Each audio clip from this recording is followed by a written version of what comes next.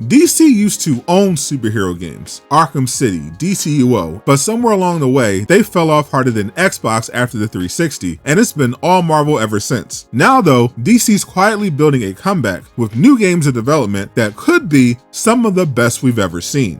What to do, Direct Nation? There are an insane 10 superhero games releasing within the next year, and plenty more beyond that. Thanks to a major shakeup at Warner Brothers led by James Gunn and Peter Safran, DC is part of that and finally has video games worth getting excited about. Today we're looking at 7 upcoming DC games, and the best way I could describe them is potential. Only 3 of them are solo Batman projects, which means even people like me with Batman fatigue finally have hope of getting a good DC superhero game that doesn't involve Gotham for the first time in over a decade. So if you're looking forward to some fresh DC games, smash that hype button so YouTube shares the news, or leave a dislike if you thought all the games are trash. In 2026, we're looking at 2 new DC games from WB, starting with the first of those 3 upcoming Batman projects, Lego Batman Legacy of the Dark Knight. The reveal of a Lego Batman 4 wasn't much of a surprise for people following gaming news, but what did surprise everyone was the actual game. While some LEGO fans were focused on the smaller than usual character roster, most gamers, especially those who don't normally play LEGO games, were blown away by the combat and scale. It essentially looked like a sequel to Batman Arkham Knight, but in LEGO form, with a surprisingly great recreation of Rocksteady's famous free flow combat and stealth mechanics, plus a huge open world Gotham City to explore. Even better, Legacy of the Dark Knight sets itself apart from past LEGO games by not just retelling movie plots, instead it presents an original story following the rise of Batman, starting from his time with the League of Shadows. Of course, it'll still include levels and references from Batman media like the Dark Knight trilogy, the Batman from Matt Reeves, the Arkham games, and even classic comics and TV shows. A level inspired by the Snyder version is also expected based on how popular Ben Affleck's version of the hero is, and a LEGO version of his fight with Superman would be insane. The game is expected to launch in the first half of 2026, and we'll probably see more of it at the Game Awards this December. Speaking of the Game Awards, another highly anticipated DC title we could see there is The Wolf Among Us 2. This beloved franchise follows a community of characters from fairy tales and folklore living in the modern day, and comes from the legendary Telltale games. After seeing how incredible Dispatch was, the superhero game made by former Telltale devs, fans are even more eager to get their hands on another narrative-driven game where your choices actually matter. Unfortunately, Wolf 2 keeps getting delayed. It was originally supposed to launch in 2023, then 2024, but development was pushed back again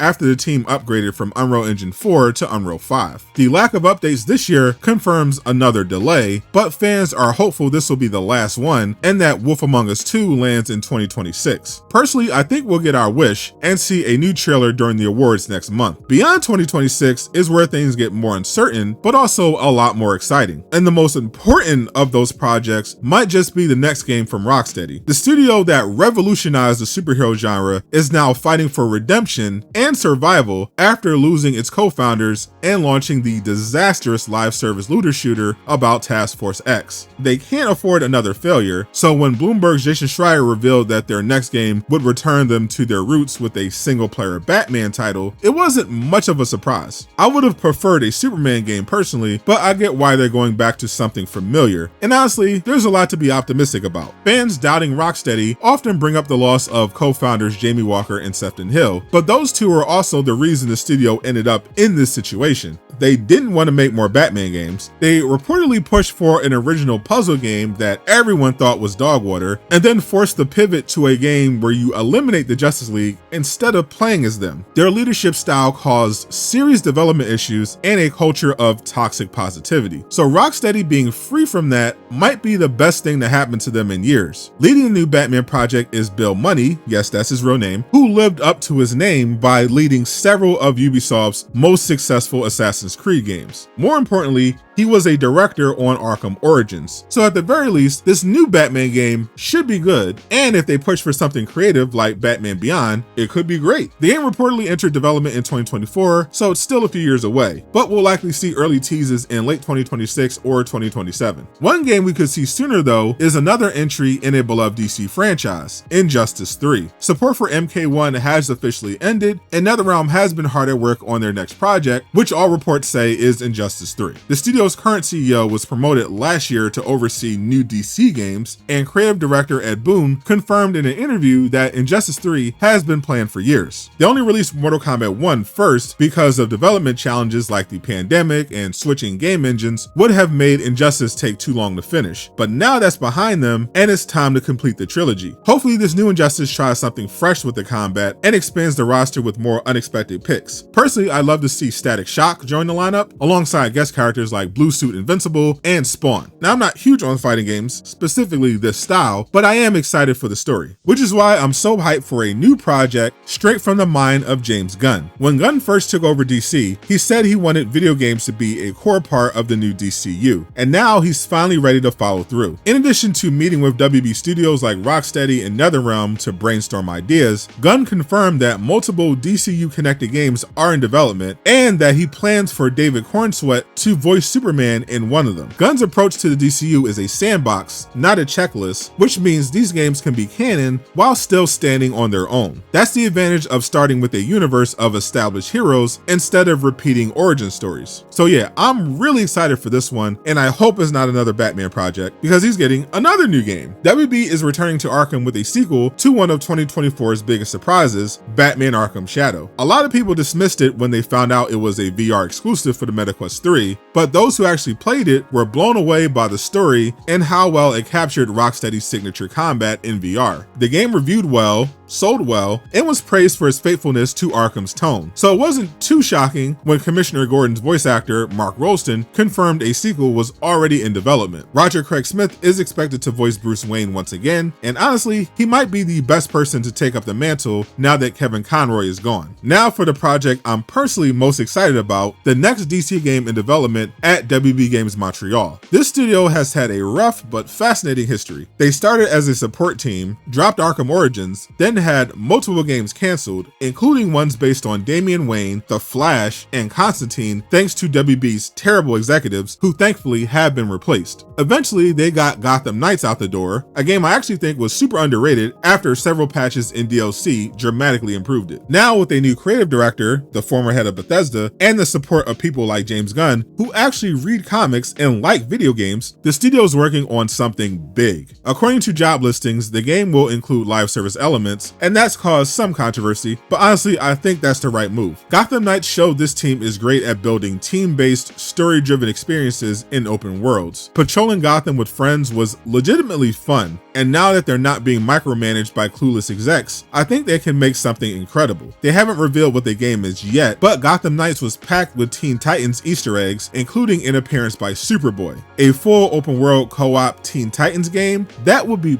perfect. A Justice League title would be great too, but the Titans deserve some love, and this could be the game to deliver it. This is the kind of creative risk DC needs to take if they're going to compete with Marvel, because the competition is crazy. Marvel's got some incredible games coming in 2025 and beyond, and I break down 8 of them, including a few you probably didn't even know were in development. Click the video on screen to learn more. And a huge shout out to everyone supporting me on Patreon. Join for free so you never miss an update.